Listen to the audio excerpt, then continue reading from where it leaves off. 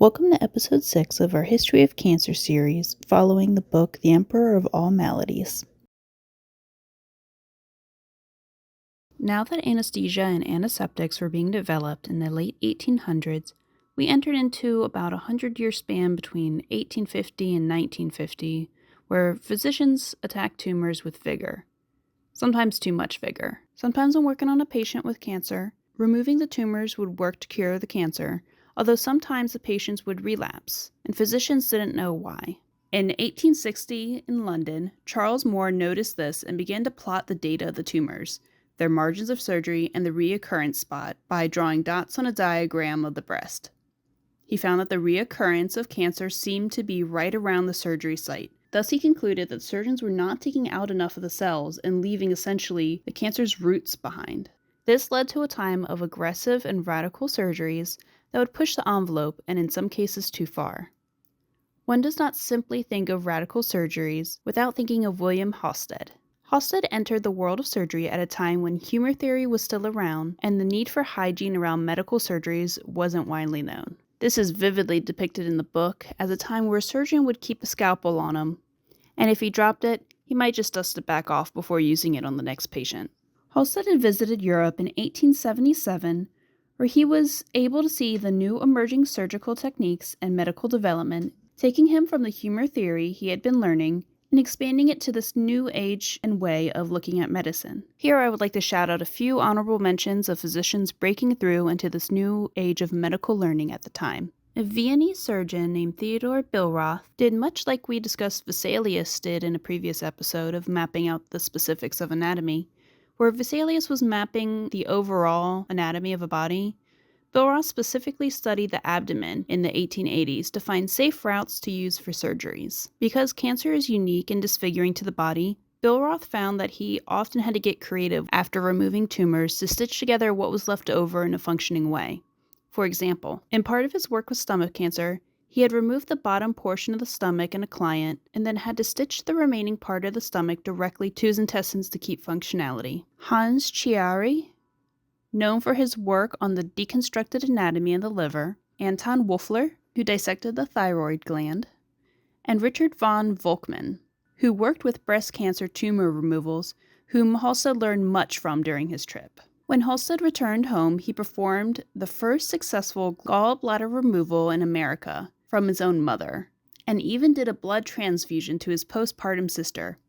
He got lucky with that one, though, as they didn't know about the different blood types at the time. In 1884, Halsted learned of a new anesthetic that was being introduced, cocaine.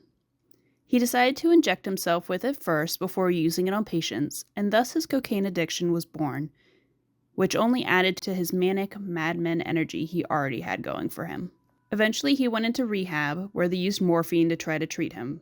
So now he had 2 drug habits. Though he was very meticulous about how much and when he took his drugs, that went widely unnoticed from peers and students for a long time. Despite his new drug habits, Halsted began a training program for surgical residents. Now back in Europe, where breast cancer tumors were being removed, there still seemed to be that problem of relapse in some cases. This was largely contributed to what would be called mistaken kindness of doctors not wishing to disfigure a patient. Due to this, surgeons like Volkmann would make his surgeries more aggressive, going as far as to even remove the pectoralis minor muscle. Halsted took this idea and ran with it to the extreme, digging through the pectoralis minor, the pectoralis major, and now disturbing arm and shoulder mobility as a side effect. Halsted called this more aggressive measure the radical mastectomy. It became even more radical when even still cancer reoccurrence persisted, and he went deeper and deeper through the collarbone and into the lymph nodes underneath. Halsted's students, as well as other surgeons, attempts were even more aggressive and radical, and the cost was disfigurement for a chance at a cure. The big question now was, did this radical surgery actually cure breast cancer?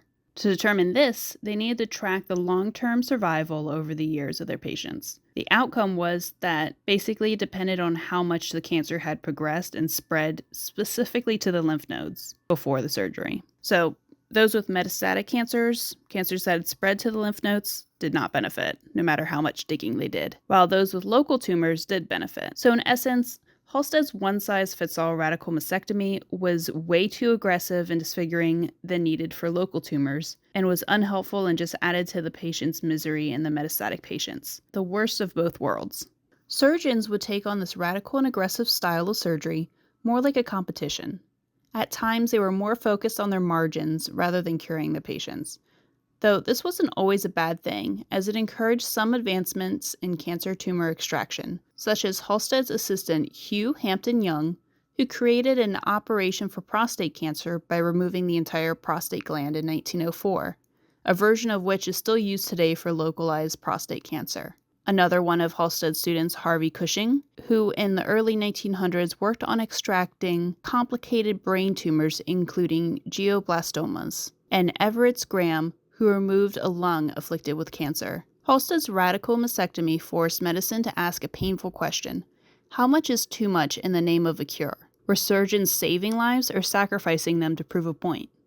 And if cutting deeper wasn't the answer, what was? The next chapter of cancer's story would turn away from the scalpel and towards the cell itself.